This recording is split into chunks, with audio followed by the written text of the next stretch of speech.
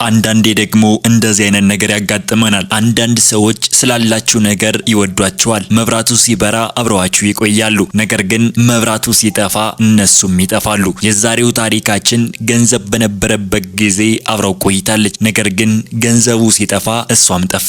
ነገር ግን ገንዘቡ ጠፍቶ ሳይሆን ለሷ የተዘጋጀ ፈተና ነበር። ፈተናው ለምን አስፈለገ? እሷ ስለምን ትታው ሄደች? ይህንን ታሪክ እስከ መጨረሻው ከቆያችሁ አንድ ነገር ሳይቆራረጥ ሙሉን ታደምጡታላችሁ። ሰላም ውድ ተመልካቾቼ፣ ለዚህ ቻናል አዲስ ከሆናችሁ ደግሞ ሰብስክራይብ፣ ላይክ፣ ሼር እንዲሁም ደግሞ የደወል ምልክቷን በመንካት ሁሌም አዳዲስ ቪዲዮ እንዲደርሳችሁ ማድረግ ትችላላችሁ። በተለይ ደግሞ ከየት አካባቢ ሆናችሁ እንደምትመለከቱኝ በኮሜንት መስጫ ላይ ያሳውቁኝ። አሁን ወደ ታሪኩ እንለፍ። እሱ የ29 ዓመት ወጣት የማይገባው ሁሉ ነበረው። በዊስተን መሃል ከተማ የሚገኝ ሰማይ ጠቀስ ህንጻ 44ኛ ፎቅ ላይ ያለ ቅንጡ መኖሪያ ያለው ባለፉት 12 ወራት ውስጥ 3 ትልልቅ ስምምነቶችን ያጠናቀቀ ቦይስቲንግ ግሎባል ሆልዲንግ የተሰኘ ኩባንያ ያለው ለመንዳት እንኳን ጊዜ የማይበቃው የበርካታ መኪኖች ስብስብ አለው። በቴክሳስ የንግድ ዓለም ውስጥ በሮች ሁሉ የሚከፈቱለት ዝነኛ ስምም ነው። እናም እነዚህ ነገሮች በሙሉ የምትወድ አንዲት እጮኛ ነበረችው። ሴራና ኤጄ የ27 ዓመት ወጣት ስትሆን ውበቷ ሰውን ንግግር የሚያስረሳ አይነት ነበረ። በፓሪስ የተሰራ ነው ብላ ለሰዎች የምትናገረው ትንሽ የወርቅ የእጅ አምባርን ጨምሮ ከጫማዋ እስከ ጥቁር መነጽሯ የዲዛይነር ውጤት ነበሩ። ነገር ግን ራሷ ገዝታው እንጂ እሱ እንዳልገዛላት ለሰዎች ትዋሽ ነበረ። ይህ ኳዶ የደረሰበት የመጀመሪያው ውሸት ነበረ። እሱን ያስጨነቀው ውሸቱ ሳይሆን በውሸቱ ጀርባ ያለው የባህሪ ልምድ ነበረ። ሰሬና ስለ ኳዶ ውሎ ጠይቀው አታውቅም። የምትጠይቀው ስለ ስብሰባዎቹ ነበረ። ይህም የምታደርገው ለስራዋ ተቆርቁራ ሳይሆን ስለ ገንዘብ ስለምታስብ ነበረ። ገበሬ ዝናቡን እንደሚጠባበቅ ሁሉ እሷም ገንዘብ መግባቱን ትከታተል ነበረ። ነገሮች ጥሩ ሲሆኑ ሴሬና ፍጹም አፍቃሪ ትሆናለች። ከጓደኞቿ ፊት ንጉሱ እያለች ትጠራዋለች። ከአንድ ወር በፊት አንድ የንግድ ስምምነት ሳይሳካ ቀርቶ ኳዶ ተበሳጭቶ ወደ ቤት ሲመጣ ግን ከስልኳ እንኳን ቀና አላለችም ነበረ። መፍትሄ ታገኛለህ ብላ ወደ ስልኳ ተመለሰች። በዚያች ምሽት ኳዶ ከቤቱ በረንዳ ላይ ተቀምጦ ለሚያምነው ብቸኛ ሰው ደወለ። ያው ዳርኮ የ30 ዓመት ወጣት ሲሆን በሂውስተን ከማደጋቸው በፊት በአክራ ጎዳናዎች ላይ አብረው ያደጉ የልጅነት ጓደኛው ነው። ያው እንደ ኳዶ ሀብታም አልነበረም። ትንሽ የትራንስፖርት ኩባንያ ያካሂዳል፣ አሮጌ መኪና ይነዳል። ነገር ግን ያው ኳዶ ከማንኛውም ንግድ በላይ የሚሰጠው አንድ ነገር ነበረው፣ እውነቱን መናገር ነበረ።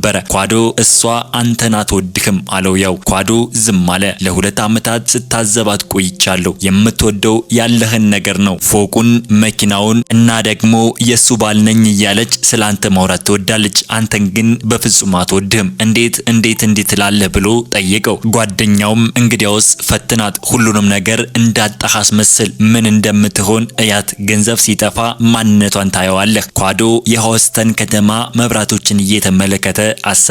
የለፋበት ሀብቱ ጥላኝ ብትሄድስ ሲል ጠየቀ። ያው ለጥቂት ጊዜ ዝም አለና ከኋላ ያኔ እውነቱን ታውቀዋለህ፣ እድሜ ልክን በመጠራጠር ከመኖር ማወቁ ይሻላል አለው። ኳዶ በዚያች ሌሊት አልተኛም። ጠዋት ላይ ወሰነ። ያው ሁሉም ነገር ለማዘጋጀት 2 ሳምንት ብቻ ፈጀበት። የሐሰት የኪሳራ ሰነድ፣ ከጠበቃው የተደወለ የሚመስል የሐሰት የስልክ ጥሪ እና በሂውስተን የንግድ ብሎግ ላይ የወጣ የሐሰት ዜና። ቦአቴኒንግ ግሎባል ሆልዲንግ በድንገት ከሰረ። ኳዶ ቦአቴኒንግ ሁሉንም ሀብቱን አጣ። ዜናው ሐሰት ነበረ፣ ኪሳራው ሐሰት ነበረ። እውነተኛው ነገር ግን ለጥያቄ የሚሰጠው መልስ ነበረ። ከአንድ ማክሰኞ ጠዋት ኳዶ ሰሬናን ሳሎን ውስጥ አስቀመጣት። ውዴ የምነግርሽ ነገር አለኝ አላት። ከስልኳ ቀና አለች። በድምፁ ውስጥ የሆነ ነገር ስለተሰማት ስልኩን አስቀመጠች። ምን ተፈጠረ ብላ ጠየቀችው። አብቅቷል። ኩባንያው ሁሉም ነገር አንድ ስምምነት ተበላሸ። ባለሀብቶች ገንዘባቸውን አወጡ።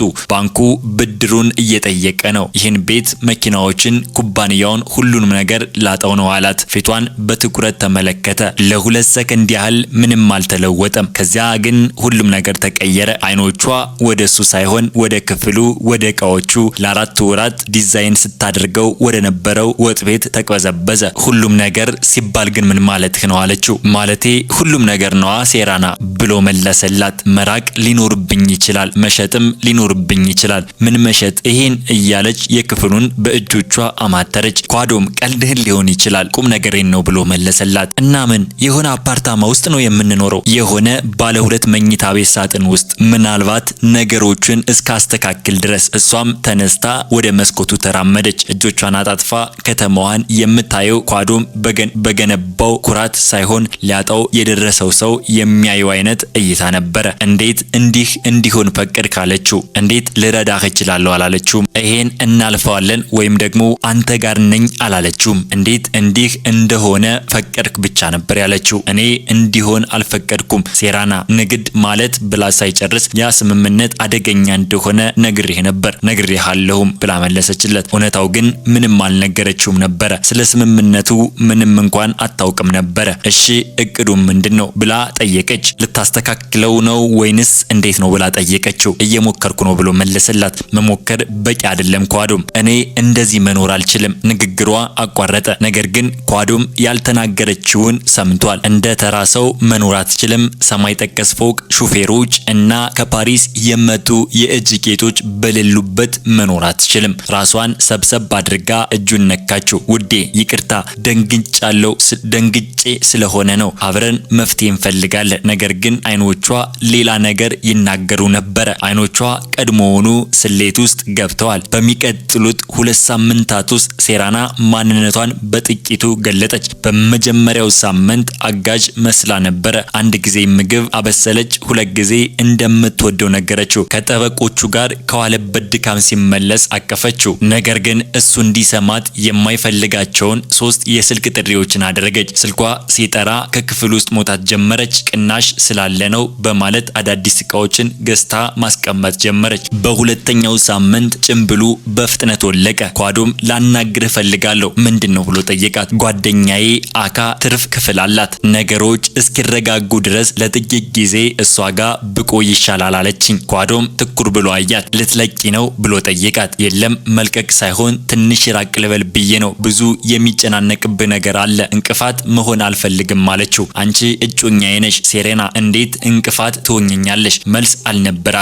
ወለሉን እያየች ለሁለታችሁም የሚሻለው ይሄ ነው አለችው። ከ3 ቀን በኋላ ሁሉም ሻንጣዎች አሸገች። $90,000 ቀለበቱንም ግን አላወለቀችውም። ወደ ሊፍት ስትሄድም ያንኑን ቀለበት እንዳደረገችው ነበረ። በየቀኑ እደውላለሁ አለችው። በ3ኛው ቀን ለ4 ደቂቃ ብቻ ደወለች። ኳዶም በዚያ ግዙፍ ቤት ውስጥ ለብቻው ቀረ። ነገር ግን ሙሉ በሙሉ ብቻውን አልነበረም። ያልሄደው ሻንጣ፣ ያላሸገ፣ ስለ ገንዘብም ሆነ ስለ ቤት አንድም ጥያቄ ያልጠየቀው ሰው እዛው ነበረ። የጽዳት ሰራተኛዋ አሚና ሜንሳ።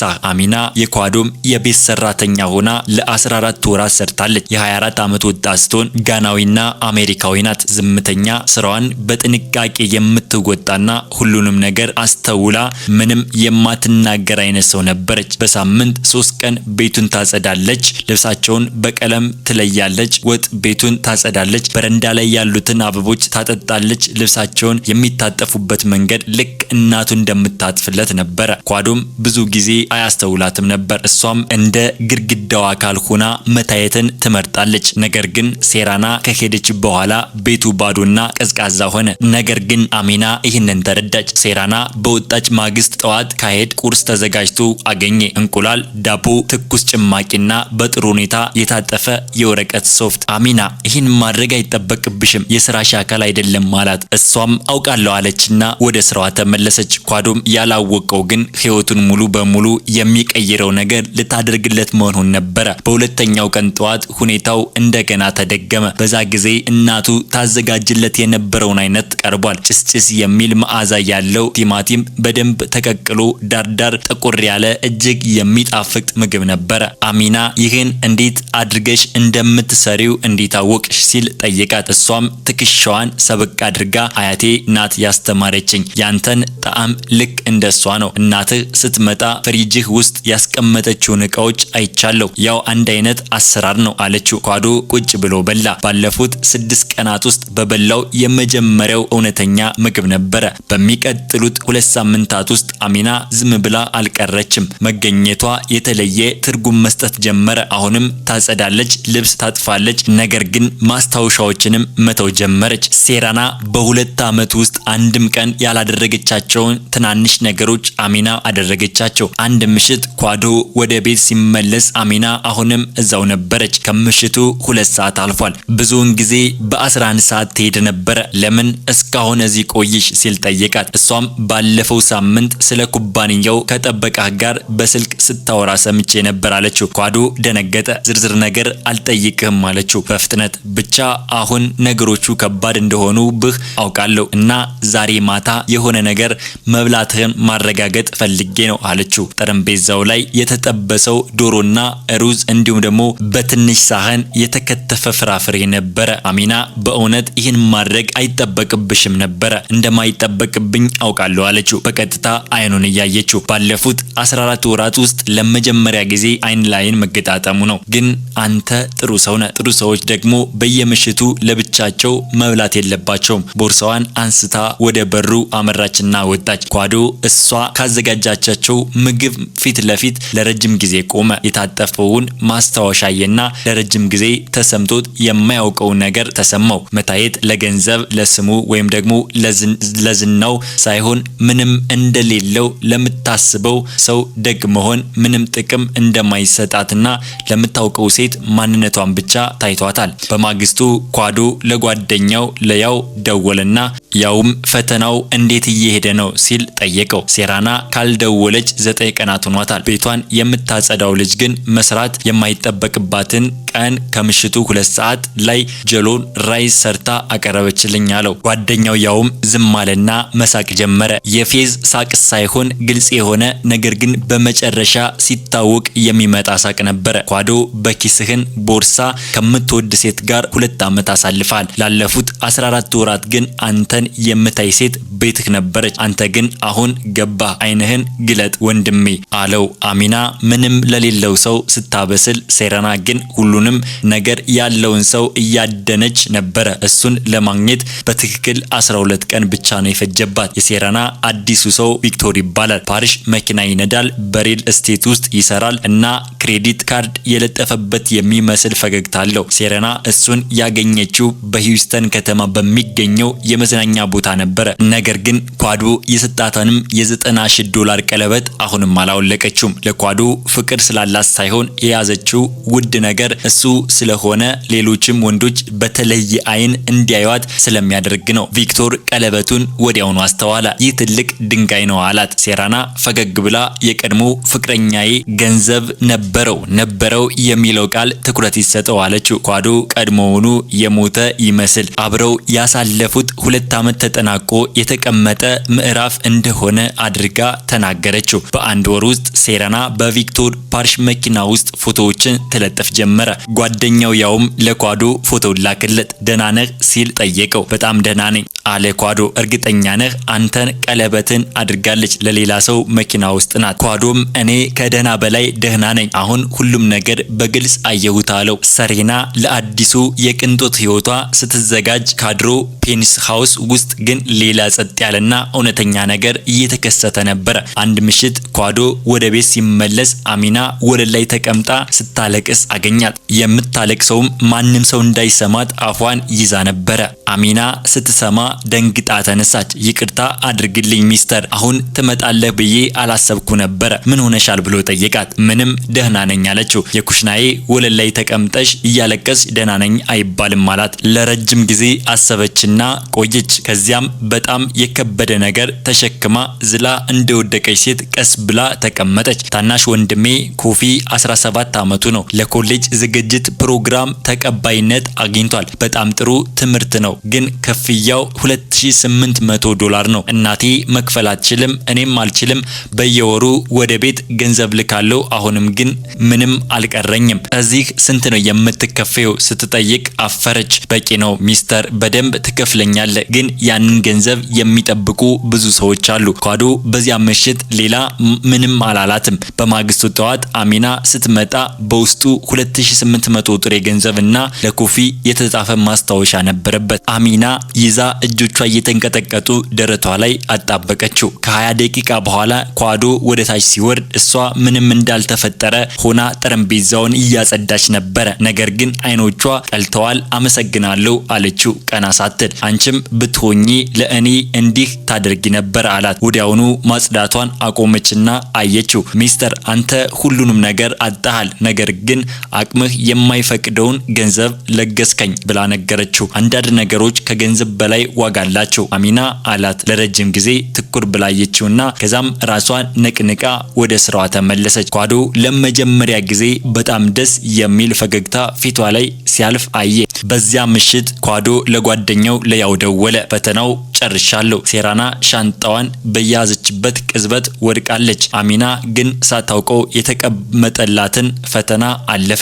እሺ ቀጣዩ እቅድ ምንድነው ሲል ያው ጠየቀው። ለአሚና እውነቱን እነግራታለሁ፣ ከዛም ሴራና ከማን ጋር እንደተለየች በግልጽ አሳያታለሁ አለ ኳዶ። በማግስቱ ጠዋት ኳዶም አሚናን እንድትቀመጥ ጠየቃት። አንድ ነገር ልነግርሽ እፈልጋለሁ እና ምንም ሳትናገሪ ሁሉንም ነገር እንድትሰሚኝ እፈልጋለሁ። እጆቿን ጭኗ ላይ አድርጋ አይኖቿን ረጋ አድርጋ በኩሽናው ጠረጴዛ አጠገብ ተቀመጠች። አልከሰርኩም አሚና አይኗን አርገበገበችና ምን ብላ ጠየቀችው። ኪሳራው፣ የኩባንያው መፈራረስ፣ ጠበቆቹ፣ ሁሉም ነገር ፈተና ነበረ። ገንዘብ ያለቀ ሚመስላት ሴራና ምን እንደምታደርግ ለማየት ያቀድኩት ነበረ። አሚና በትኩረት አየችው። ከንፈሮቿ በትንሹ ተከፈቱ። ምንም አልተናገረችም። ቦአቲንግ ግሎባል ሆልዲንግ ሰላም ነው፣ እንዲያውም በጣም ሰላም ነው። ባለፉት ሳምንት በኩባንያው ታሪክ ውስጥ ትልቁን ውል ተፈራርመናል። ይሄ ዘመናዊ መኖሪያ ቤትም የትም አይሄድም። ምንም እውነተኛ አልነበረም። ታዲያ አሁንም ቢሊየነር ነህ ብላ ጠየቀችው። አዎ።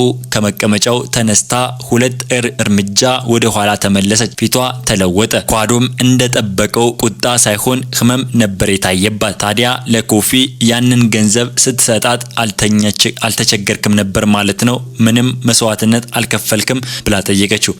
እኔ የዛ ፖስታ ምክንያት አልቅሻለሁ ሚስተር። ያለቀስኩትም ምንም የሌለው ሰው ለታናሽ ወንድሜ ያለውን ሁሉ ሰጠ ብዬ በማሰብ ነበር። ያገኘሁት ሰው ሁሉ ትልቁ ቸር ሰው አንተ ነህ ብዬ አስቤ ነበር። አሁን ደግሞ ሁሉም ውሸት ነበር እያልከኝ ነው። ገንዘብ እውነተኛ ነበረ አሚና። እያንዳንዱ ሳንቲም የሰጠሁበት ምክንያት እውነተኛ ነበረ። ግን ዋሸከኝ። ለሴራና ዋሸው። አንቺ የፈተናው አካል አልነበርሽም። ታዲያ እኔ ምን ነበርኩኝ? ኳዶም አያትና እናም በህይወቱ ለመጀመሪያ ጊዜ ምንም ያልተሰላ ስልታዊ ያልሆነ የንግድ እንቅስቃሴ ያልሆነ ነገር ግን ተናገረ። አንቺ መልስ ነበርሽ። የአሚና ትንፋሽ ተቆራረጠ። ገንዘቤን ለምትወድ ሴት 2 ዓመት አሳልፌያለሁ። እኔን ለምትወደኝ ሴት ደግሞ 14 ወራት ትኩረት ሳልሰጥ ቆይቻለሁ። ምንም የለኝም ብላ ስታስብ ምግብ የምታበስልልኝ ሁሉም ጥለውኝ ሲሄዱ የቀረች ስለ ወንድሟ የወደፊት ተስፋ ኩሽናዬ ላይ ቁጭ ብላ የምታለቅስ ሌሎችን ለመርዳት የምታገኘውን ሁሉ የምትሰጥ ወደ እሷ ተጠጋ። ለመጠየቅ የምትፈራውን ጥያቄዎች ሁሉ መልስ አንቺ ነሽ። አሚና አይኖቿ በእንባ ተሞሉ። እኔ ሰራተኛዬ ነኝ። ኳዶም ለመጀመሪያ ጊዜ ስሙን ጠራችው። ሰራተኛዬ ነበርሽ፣ አሁን ግን ሌላ ነገር እንድትሆኝኝ እጠየቁሽ ነው አላት። ምን ብላ ጠየቀችው። ራስሽን እንድትሆኚ የምፈልገው ይሄን ብቻ ነው አላት። ኳዶም ለሴራና ያዘገጃላትን ነገር ግን ዝም ብሎ እውነቱን መግለጥ ብቻ ሳይሆን ቅጣት ጭምር ነበረ። የመረጠውም ቦታ ቢሊየነርነት ያከተመ የመሰለበት ሰውየው ይገኛል ብላ የማጠብቅበት ቦታ ነበረ። የሃይስተን የአፍሪካውያን የላቀ ውጤት ሽልማት በየአመቱ ትልቅ ኩነት ነበረ። 300 ሰዎች የታደሙበት። እያንዳንዱ የጨበጣ ሰላምታ በቢሊየን የሚቆጠር ዋጋ ያለው ድንቅ ምሽት። ሴራና አዲሱን ፍቅረኛዋን ቪክቶርን ይዛ መጥታለች።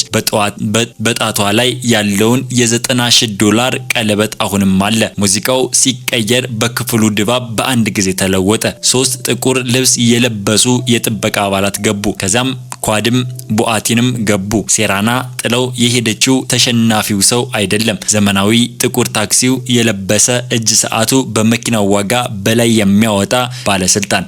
በክንዱ ላይ አሚና ነበረች። አሚና መንገሻ። ዛሬ ግን የቤት ሰራተኛ አትመስልም። ጥልቅ አረንጓዴ ረጅም ቀሚስ ለብሳ ጸጉሯ በሚያምር ሁኔታ ተሰርታ በወርቅ ጌጣጌጦች ደምቃለች። ክፍሉ ሰው ሁሉ መንገዱን ይለቅላቸዋል። ኳዶም ማይክሮፎኑን ተቀብሎ ንግግር አደረገ። ደህና መሻችሁ። ለማታውቁኝ ስሜ ኳዶም ይባላል። የቦቲንግ ግሎባል ሆልዲንግ ዋና ስራ አስፈጻሚ ነኝ። ጭብጨባው አዳራሹን ቀወጠው። አንድ ሰው ላስተዋውቃችሁ ፈልጋለሁ። ስለ ስብዕና፣ ስለ ታማኝነት እና ስለ ፍቅር በ29 ዓመታት ውስጥ የተማርኩት በላይ በ6 ወራት ውስጥ ያስተማረችኝን ወደ አሚና ዞረና ይችን አሚና ናት። በዙሪያዬ የነበሩ ሰዎች ሁሉ ሲጠፉ እወድሃለሁ የሚሉኝ በሩን ዘግተው ሲወጡ፣ አሚና ግን አብራኝ ቆይታለች። ለገንዘብ ብላ አይደለም የቆየችው ማንነቷን ስለሆነ እንጂ። ሴራና መላ ሰውነቷ ሲንቀዘቀዝ ተሰማት። ግሮሰሪ መግዣ ገንዘብ የለውም ብላ ስታስብ ምግብ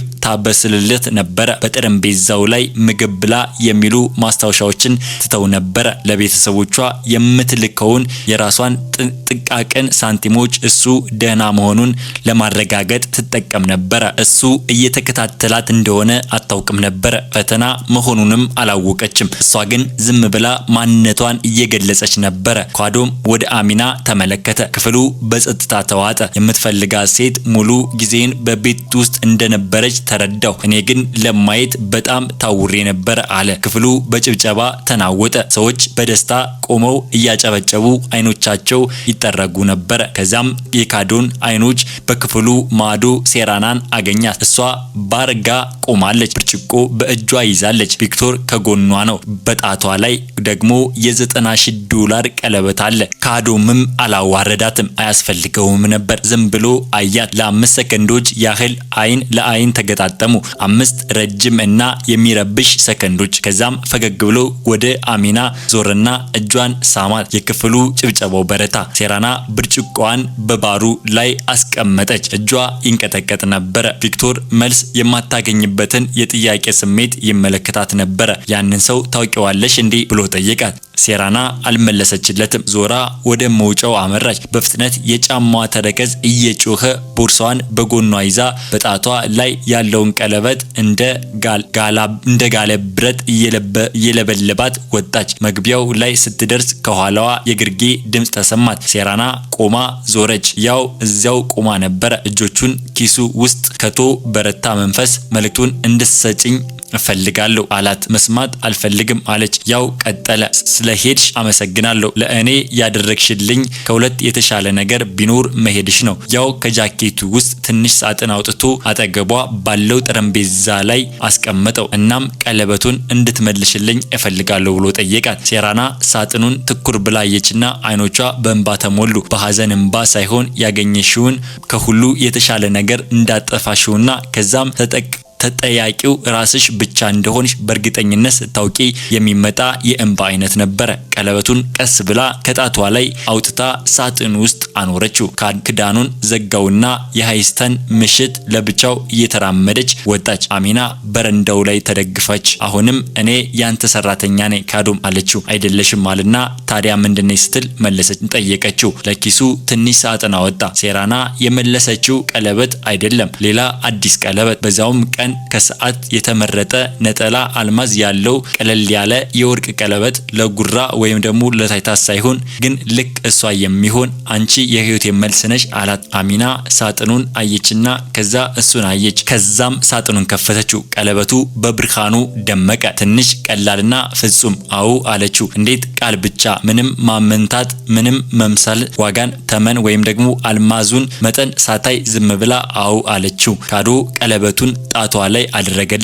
በህይወቱ ለመጀመሪያ ጊዜ ከጎኑ የቆመች ሴት ለፎቶ ቤቱ ለመኪናዎቹ ወይም ደግሞ ለዝናው እንዳልሆነ በሙሉ እርግጠኝነት አወቀ። እናም ውድ ቤተሰቦች አንዳንድ ጊዜ ሲኖራችሁ ይቀርቧችኋል፣ ሲጠፋችሁ ደግሞ አብረው ይጠፋሉ። የዛሬው ታሪካችን ብዙ ነገር ተምራችሁበታል ብዬ አስባለሁ። በቀጣይ በሌላ ቪዲዮ እስከምንገናኝ ሰብስክራይብ፣ ላይክ፣ ሼር እንዲሁም ደግሞ የደወል ምልክቷን ስትነኩ ሁሌም አዳዲስ ቪዲዮዎች ሲለቀቁ ለእናንተ ይደርሳችኋል። በሌላ ቪዲዮ እስከምንገናኝ ፒስ